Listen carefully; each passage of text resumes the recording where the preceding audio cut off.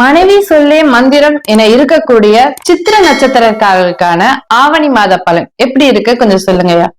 So சித்திரை நட்சத்திரம் குறிப்பா 1, 2 பாதத்தில் இருக்கக்கூடிய பாத்தீங்கன்னா இந்த காலகட்டத்தில் தேவையில்லாத பிரச்சனை வந்து உங்க வீட்டு கதவு தட்டும் அப்படின்னு சொல்ல முடியும். குறிப்பா என்னன்னாக்கா சட்ட ரீதியான பிரச்சனைகள், ஏன்னா இவங்க பேச்சாலேயே பிரச்சனை இருக்கும். இல்லைன்னா சில பேருக்கு என்னென்ன சித்திரை நட்சத்திரம் நிறைய பேருக்கு இந்த சிபிஐ ரைடு அந்த மாதிரியான மத்திய அரசு சார்ந்த விஷயத்துல ஒரு அழுத்தம், இந்த மாதிரியான பிரச்சனை குறிப்பா பணம் சார்ந்த விஷயத்துல வருவதற்கான வாய்ப்புகள் இருக்கு. அதனால பேச்சுல ரொம்ப கவனம் தேவை. குறிப்பா பணம் சார்ந்த விஷயத்துல இருக்கு. ஏன்னா பணம் திருடு போவதற்கு, பொருட்கள் உடைவதற்கான வாய்ப்பு எல்லாமே இருக்கு. உங்களுக்கு பணம் சார்ந்த விஷயத்த வாக்கே ரொம்ப கவனமா வச்சுக்கோங்க. அதை வச்சுட்டு இருந்தீங்கன்னாவே அதுவே, ஏன்னா கெட்டது நடக்காம இருக்கிறதே ஒரு நல்லதுன்னு சொல்லுவாங்க இல்லையா.